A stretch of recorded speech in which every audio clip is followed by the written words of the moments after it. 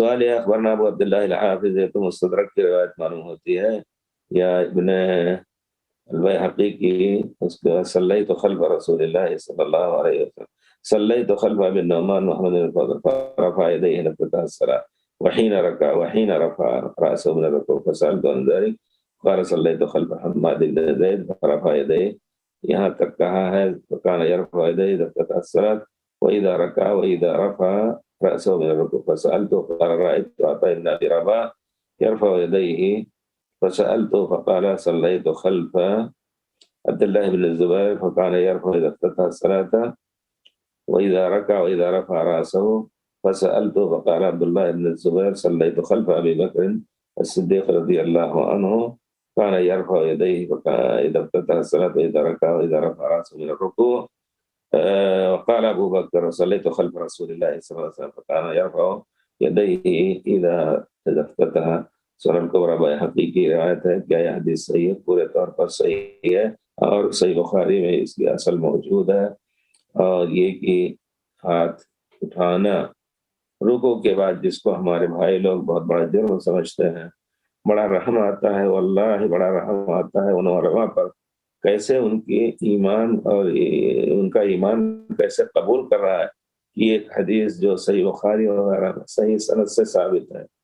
اس میں کوئی شبہ ہی نہیں ہے، اور دوسری روایتیں بھی ہیں سینے پہ ہاتھ باندھنے کی، رفع دین کی، اس کی مخالفت میں ہر اس شخص کو برا کہتے ہیں جو اس پر عمل کرتا ہے۔ اللہ اکبر، ایسے لوگوں کے لیے دعا ہے کہ اللہ تعالیٰ ہم کو سوچنے کی توفیق دے۔ خاص طور پر ہمارے علماء دیوبند اس معاملے میں بہت ہی نشیط ہوتے ہیں، لوگوں کی مسجدوں کو روکتے ہیں صرف اس وجہ سے کہ یہ لوگ رفع دین کریں گے یا آمین بالجہر کریں گے۔ میں کہنا چاہتا ہوں اپنے بھائیوں سے کہ اللہ اپنے اوپر رحم کیجیے، واللہ آپ لوگ بہت بڑی غلطی پر ہیں۔ امام ابو حنیفہ کے بھی مخالف ہیں، کیونکہ امام ابو حنیفہ رحمۃ اللہ علیہ نے کہا ہے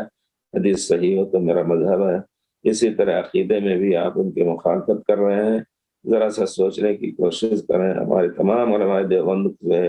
یہ گزارش ہے، اللہ تعالیٰ سے دعا ہے کہ اللہ تعالیٰ ان کو سمجھنے کی توفیق دے تاکہ سنت رسول پر عمل کرنے کو برا نہ کہیں اور نہ عاملین کو برا کہیں۔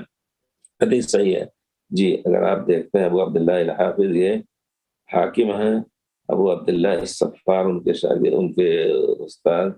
ثقہ ہیں۔ املان من اصل کتاب ابو اسماعیل محمد بن اسماعیل السلمی صلیت خلف ابی نعمان محمد الفضل رفع دے، بات صحیح ہے انشاءاللہ، اللہ تعالیٰ توفیق دے۔ اور حقیقت یہ ہے کہ اس میں شبہ کی گنجائش نہیں ہے، یہ پورے طور پر پیارے رسول کی سنت میں داخل ہے، پیارے رسول خود کرتے تھے، صحابہ کرتے تھے۔ اس وجہ سے ضعیف احادیث کا سہارا لے کر کے صحیح حدیث کو چھوڑ دینا یہ یقیناً دین کی بات نہیں ہے کسی حالت میں، لیکن ہمارے بھائی اس کا ارتکاب کر رہے ہیں۔